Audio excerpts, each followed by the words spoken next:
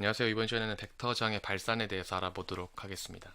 벡터장의 발산은 기본적으로 이런 노테이션을 쓰고 있죠. 이렇게 벡터장 그리고 나블레 연산자의 내적 이렇게 표현했다라는 것. 그래서 이런 결과가 이런 식으로 벡터장의 발산을 정의한다라고 하고 있는데 왜 이런 정의를 이용하는지 그리고 벡터장의 발산이 말하고자 하는 것은 무엇인지 그거에 대해서 알아보도록 하겠습니다. 일단 첫 번째로 이제 얘기해야 될 건 벡터장이 무엇인지 그거에 대해서 알아보면 좋겠죠. 벡터 필드라고 얘기를 하고요. 그다음에 벡터장은 이제 앞에서 x, y의 함수다 이렇게 얘기를 했었는데 조금 더 자세하게는 이렇게 쓸 수 있을 것 같아요. 이렇게 뭘 말하고자 하는 거냐면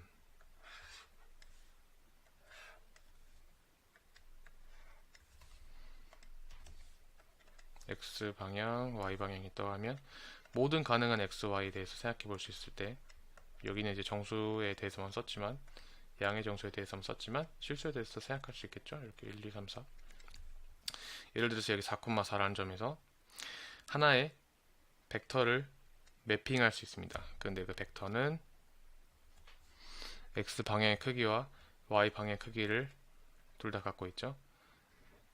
여기가 f 방향의 x 방향의 크기, 이제 y 방향의 크기 이렇게 둘 다 갖고 있기 때문에 하나의 벡터를 매핑하기 위해선 두 가지 방향으로의 엘리멘트 크기들이 필요하겠죠. 이런 것들을 얘기해 주는 거고 저는 앞으로 노테이션을 이렇게 적도록 하겠습니다. x 방향으로의 벡터 크기, 벡터 이제 크기와 y 방향으로 벡터 크기를 pq 이렇게 나타낼게요. 앞에서 보셨던 이 식도 발산의 정의 이 식도 이렇게 쓸 수 있겠죠. pq를 이용해서. 그럼 벡터장이라는 걸 생각했을 때 어떤 이점이 있냐? 어떤 벡터장이 보여주는 현상, 어떤 것들이 있을까? 한번 조금 더 구체적으로 메트를 가지고 한번 보도록 할게요. 대략적으로 이런 현상에 대해서 이제 얘기하고 있다고 보실 수 있는데, 자 여기서 보시면은 이 그림에서 2,2라는 점에서는 뭔가 이렇게 모이고 있는 것 같고, 여기 8,8이라는 점에서는 뭔가 퍼져나가고 있는 것 같죠. 주변에서 볼 수 있는 예시를 들자면, 만약에 이게 이제 목욕통이라고 합시다. 그러면 이 점에서는 무슨 일이 일어나고 있는 거냐면 밑에 꼭지를 빼서 물들이 쑥 들어가고 있는 거를 표현하고 있는 거라고 할 수 있고, 여기서는 뭐 예를 들어서 펌프가 있어서 물이 계속 나오고 있는 뭐 그런 상황을 묘사하고 싶다고 할 때 각 포인트에 대해서 그 유속 혹은 그 물이 받는 힘 그런 것들을 움직임 뭐 이런 것들을 표현한다면 벡터 장을 이용해서 표현하면 굉장히 잘 표현할 수 있는 그런 현상이 되겠죠. 그래서 벡터 장을 이용하면 어떤 유용하게 설명할 수 있는 현상들이 있고, 그것들을 벡터 장으로 이용한다라고 하는 것이 그걸 벡터 장을 이용해서 설명한다라고 하는 것이죠. 자, 두 번째로 이제 벡터 장을 이제 생각해 볼 때 고려해야 될 점 몇 가지 생각해 보도록 합시다. 1번 벡터 장의 식을 보시면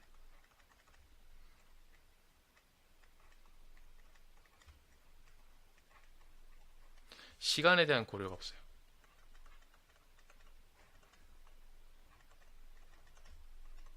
고려는 없다. 그러나 어떤 변화에 대한 고려가 있죠. 어떤 변화? 변화에 대한 고려가 있는데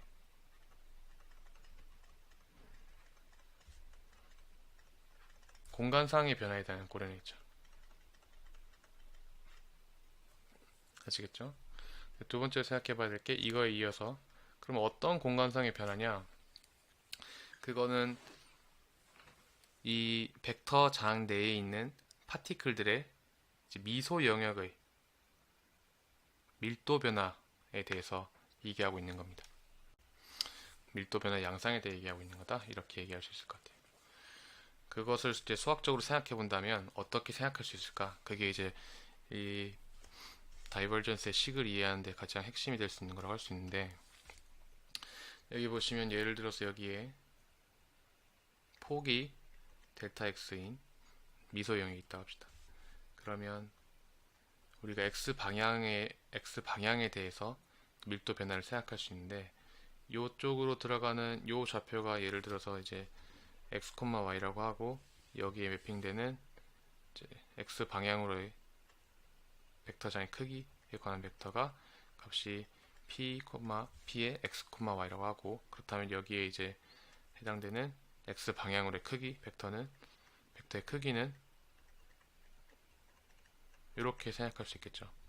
그러면 밀도 변화의 양상에 대해 얘기한다는 건 첫 번째 변화는 이것에 관한 변화입니다.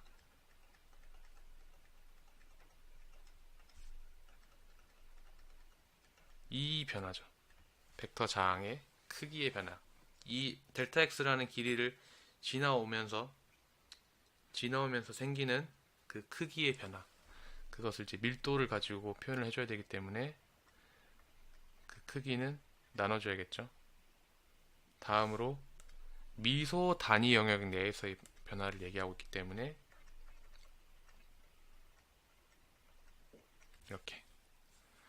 그렇게 해주면 이제 p라는 함수 x, y가 매핑된 스칼라 함수의 x에 관한 편미분이 되겠죠. x에 관해서만 이제 미분의 개념을 도입해 생각하고 있기 때문에 이제 같은 방법으로 이제 y에 대해서도 똑같은 방법을 고려할 수 있겠죠. y에 관해서는 여기가 여기 길이가 델타 y라고 하고 요 포인트에서의 변화 값을 얘기한다고 했을 때 같은 방법으로 q x, y 플러스 델타 y 빼기 q x, y 그 파티클의 변화죠. 파티클의 이제 벡터장 내에서의 파티클의 어떤 양상의 변화. 근데 어떤 양상의 변화냐면 밀도의 변화가 돼야 되기 때문에 세 번째로 단위 영역에서의 미소 단위 영역에서의 변화가 돼야 되기 때문에 이렇게 생각해 줄 수 있죠. 그 다음에 이 두 개를 합치는 거는 왜 합치냐면 변화량은 x양에서의 변화량과 y 방향에서의 변화량을 둘 다 합친 것을 이제 미소 단위 영역 내에서의 변화라고 할 수 있기 때문에 두 개를 합친 걸 생각하면 전체 이제 영역에서의 이 미소 영역에서의 전체적인 변화를 확인한다라고 생각할 수 있게 되겠습니다. 그러면 이 식이 바로 뭐를 의미하는 거냐면 미소 단위 영역 내에서의 파티클들이 밀도 변화 양상에 대해서 얘기하고 있는 거다라고 할 수 있겠죠. 그것이 이제 이렇게 나타내지고 이것은 나블라 연산자와 벡터장의 내적으로 생각될 수 있는데 나블라 연산자는 어떤 것이냐면 이런 벡터를 얘기하는 거라고 할 수 있어요. 다음에 벡터장은 p, q라고 말씀드렸죠. 두 개를 내적하면 그 값이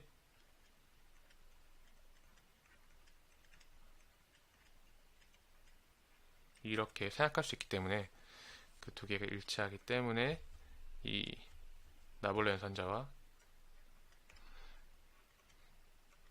벡터장의 내적으로 노테이션을 쓸 수 있다 라는 거죠. 매트랩을 조금 더 비주얼하게 한번 알아볼게요. 자, 아까 보셨던 그 벡터장인데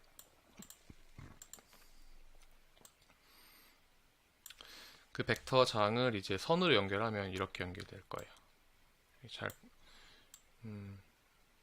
선으로 가까운 것들을 연결하면 이렇게 됩니다.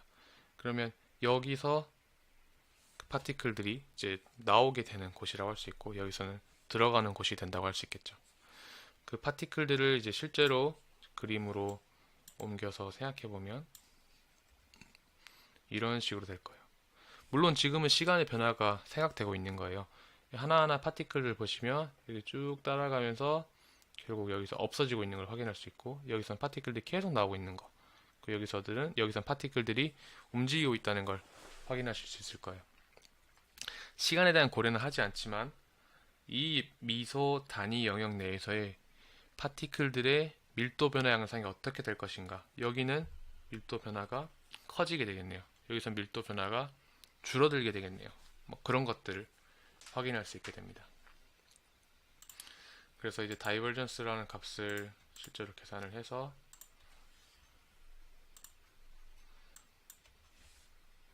매핑을 시키게 되면 이런 식으로 확인할 수 있게 되는데, 여기서는 다이버전스 값이 양수가 되고 여기서는 음수가 된다, 이렇게 확인할 수 있는데, 그 의미는 뭐냐면 여기서는 다이버징 한다는 얘기가 되는데, 여기가 그 파티클들의 소스가 된다는 거고, 여기서는 파티클들이 없어지는 곳, 여기서는 싱크라고 얘기하는데 그 영역이 된다라고 하는 걸 말해주고 있는 거예요.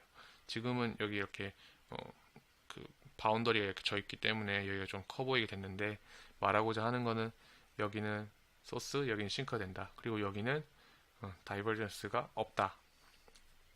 뭐 이런 이제 벡터 장으로부터 일어나는 벡터 장으로부터 영향을 받는 파티클들의 움직임을 묘사할 수 있는, 혹은 정량화할 수 있는 그런 방법 중 하나라고 생각하시면 좋을 것 같습니다. 네, 내용은 오늘 여기까지 하도록 하겠습니다. 감사합니다.